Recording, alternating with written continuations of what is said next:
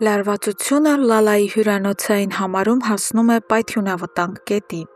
Աբոն զայրույթից ու հիասթափությունից խեղդվելով պատրաստվում է կտրուկ լքել սենյակը։ Բայց հենց որ նա բացում է դուռը, Շեմին, ասես ճակատագրի դաժան հեգնանքով, կանգնած է վռամը։ Տիրում է մահացու, խլացուցիչ լռություն։ Լալան, հասկանալով իրավիճակի ողջ ողբերգությունը, վայրկենապես խուճապի է մատնվում։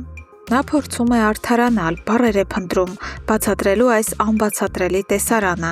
բայց վռամի աչքերում արդեն կարդացվում է վերջնական դատավճիռը։ Խաբված ու դավաճանված վռամն այնպես է հունից դուրս գալիս, որ չի ցանկանում լսել ոչ մի արդարացում։ Նա արհամարանքով շրջվում և զայրացած հեռանում է այդ կեղծիքի որջից։ Վռամը դեռ չի հասցրել մարսել Լալայի դավաճանությունը, երբ հնչում է Սոնայի տագնապալի հեռախոսազանգը։ Սոնան խուճապահար խնդրում է ամուսնուն շտապ վերադառնալ տուն, հայտնելով, որ հոր Սաքոյի հոգեկան վիճակը կրկին կտրուկ վատացել է։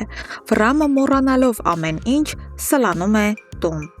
Իսկ այդ ընթացքում Ադամյանների տանը քաոսի և վախի մթնոլորտում կա միայն մեկ մարդ, ով հոգու խորքում անթաքույց ցնծում է։ Դա Արմոն է։ Նա սառնասրտորեն հետևում է այս ողբերգությանը, հպարտանալով իր հրեշավոր ձեռագրով։ Չէ՞ որ հենց նրա թեթև և նենգ ձեռքով է խելագարվում Սաքոն։ Արմոն գաղտնի ու միտումնավոր,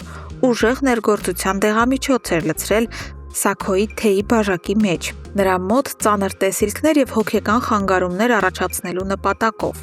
Նրա ծրագիրն աշխատում է անթերի։ Մինչ Ադամյանների տունը փլուզվում է ներսից, մեկ այլ վայրում տեղի է ունենում երկար սպասված, բայց ցավոտ վերադարձը։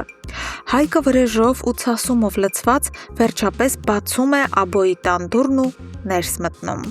Աբոն, տեսնելով իրեն որդու պես հարազատ դարձած տղային, հուզված փորձում է ջերմորեն գրկել նրան, բայց Հայկը կտրուկ հետ է քաշվում։ Նրա հայացքը սառույցի պես սառն է։ Նա նայում է Աբոյի աչքերին և դառնությամբ հայտարարում, որ ինքը միշտ հոր պես է վերաբերվել նրան, վստահել է անմնացորդ։ Բայց կյանքն այլ բան ապացուցեց։ Հայկը չի կարողանում ներել ամենամեծ դավաճանությունը։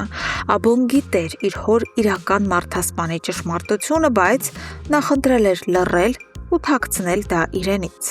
Հայկն այլևս ժամանակ չի կորցնում զրույցների վրա, նրա նպատակը մեկն է՝ արդարադատություն։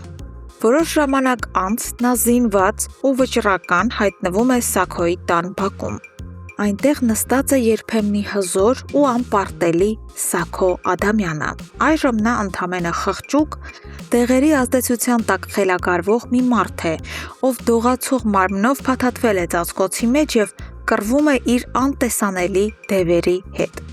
Հայկը մոտենում է անձայն, հանում է ատրճանակն ու այն սառնասրտորեն դնում Սաքոյի գլխին։ Նա պատրաստվում է սեղմել ձգանը և վերջ տալ այն մարդու կյանքին, ով կործանել է իր ընտանիքը։ Բայց հենց այն ճակատագրական վայրկյանին, երբ մահն արդեն անխուսափելի է թվում, տան դուռը բացվում է և բակ է վազում Վռամը։ Տեսնելով զենքը հոր գլխին պահած Հայկին, Վռամը խուճապահար նետվում է առաջ, փորձելով կանխել անդառնալի սպանությունն ու փրկել հորը։ Երկու արյունակից թշնամիները կրկին կանգնում են դեմ առ դեմ, և այս անգամ վճռվում է ոչ միայն մեկ մարդու կյանք, այլև բոլորի ապագան։ Սիրելի հետևորդներ,